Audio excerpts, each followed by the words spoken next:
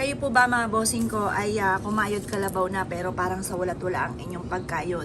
Meron po ako ituturo sa inyo na pampaswerte para may patutunguhan ang inyong kasipagan mga bossing. Kumuha po kayo mga bossing ko, masasabi ko lang mas magandang gamitin ay kulay brown na papel. Kasi yung brown mga bossing ko, ang kulay na yan maging sa usapin ng insekto, sa usapin ng pang-attract ng swerte lalo na sa pera, kulay brown is the best. Pag halimbawa may dumikit sa inyo na paru-paro na kulay brown, may magandang kapalaran na naghihintay, may perang darating, may swerte darating. Kaya gamitin po natin mga bossing ko ang kulay brown mga bossing ko na papel. Isusulat po natin dito mga bossing yan. Ang pangit ng kuko ko mga bossing kasi may ligaw kumain mga bossing ko ng lansones. Ayan, tapos di pa rin tayo nakapagpalinis.